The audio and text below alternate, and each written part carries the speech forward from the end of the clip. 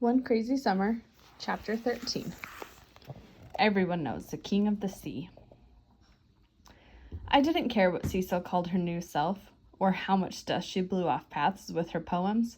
She was Cecil Johnson to me, and I didn't appreciate her so-called new self or her new name. A name is important. It isn't something you drop in the litter basket or on the ground. Your name is how people know you. The very mention of your name makes a picture spring to mind, whether it's a picture of clashing fists or a mighty mountain that can't be knocked down. Your name is who you are and how you're known, even when you do something great or something dumb. Cecil had no trouble dreaming up names for us. I'll bet ours were names she meant for us to keep and not throw away when we decided we had enough of our old selves. According to Uncle Darnell and Big Ma, she had a name ready for Fern, but Papa said, no more of those made-up different names. So Cecil gave Fern some of her milk, put her in her crib, stood over her for a while, and was gone. Although no one thinks I can, I remember a time when smoke filled the house. Not coughing smoke, but smoke from a woman's smooth voice singing, with piano, bass, and drums. Altogether, these sounds make smoke. Uncle Darnell would say, you can't remember that. You were 2, 3, maybe. But I do. I still see, hear, and feel bits and flashes, the sounds of musical smoke. My head on Cecil's big belly. Uncle Darnell said the Vaughan in Veneta came from Vaughan in the singer Sarah Vaughan's name. And when Uncle played the albums Cecil had left behind, the ones with the piano, bass, drums, and smooth voice Sarah Vaughan in my mind, smoke still filled the house. Cecil could go changing her name at the sight of rain, but I was going to stay Delphine, even after I learned the truth about my name. Even that wasn't enough to make me drop my name. My name was the one thing I didn't have to share with another soul in my school. In my last class, 3 Deborahs, 2 Lindas, 2 James, 3 Michaels, and 2 Moniques shared their names. There was also one Anthony, whose ma could spell, and one Antony, whose ma could not. It was no secret they too shared a name. If you hollered Anthony, Antony, or Aunt, both boys' heads turned. My name was my own, and I couldn't imagine that anyone else had it in all of Brooklyn, no matter where we went. Coney Island, Prospect Park, or Shiloh Baptist Church, there was only one Delphine. I never thought about what Delphine meant or if it had a meaning at all. It was just my name. Delphine had a grown sound, like it was waiting for me to slide into it, like a grown woman slides into a mink coat and clips on ruby earrings. I figured since Cecil didn't have a mink coat or ruby earrings to give me when I grew up, she had dreamed up a name that I would grow into. It was one thing Cecil got right. There was no slice or drop of it that I had to share with my sisters. Then that stupid show had come on television, the one about the dolphin that saves everyone's lives and corrals the bad guys until the sheriff arrives. At recess or on the school bus, especially on Wednesdays, the day after the TV show came on, the boys would all sing. They call him Flipper, Flipper, faster than lightning, or something like that. Then they'd start pushing at me to speak in dolphin.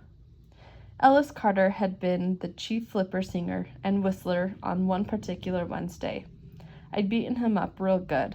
I made sure it was as unforgettable a beating as I could give him, so it would burn into the minds of all the other flipper singers and whistlers.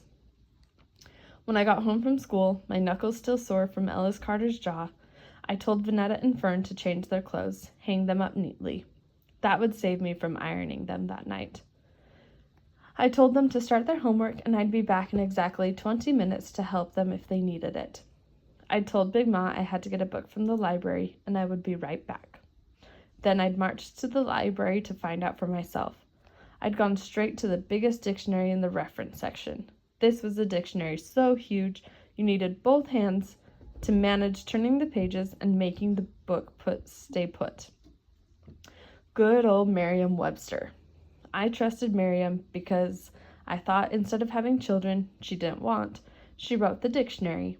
She didn't have anything else better to do. Probably didn't have sisters and brothers to see after, which was why she knew every word in the world. Big Ma would have said Miriam might as well be useful. I turned to the back section, turned past the Z words, past the phases of the moon and the metric system, and finally got to the given names. I flipped a few pages to get to the female D names.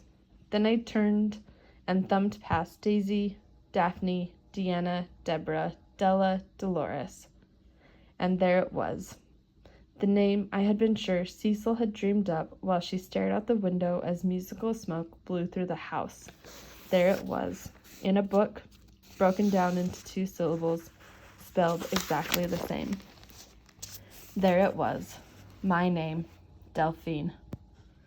My nostrils had flared, my breathing raced, my heart pounded not only in my chest but throughout my body. This changed everything.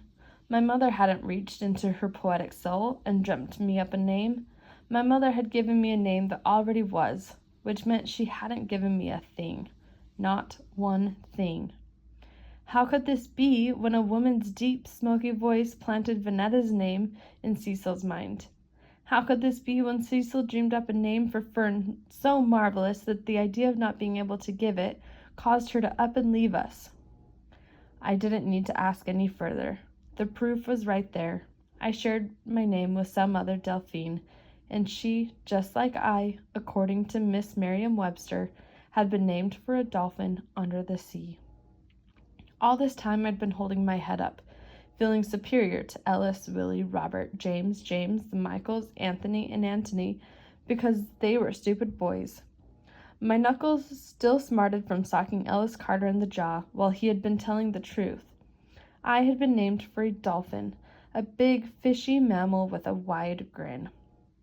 Learning the full truth about my name had been more than I could bear. The librarian got up from her desk and put a Kleenex in my hand. I hadn't even known I'd been making a grand Negro spectacle of myself, bawling over a word in the dictionary.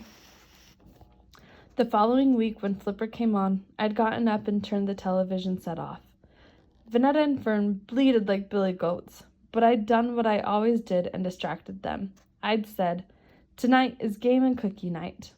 I brought out the Candyland game, poured the milk, and piled a nice stack of Oreos on a plate. I hadn't cared if I never saw that grinning mammal again.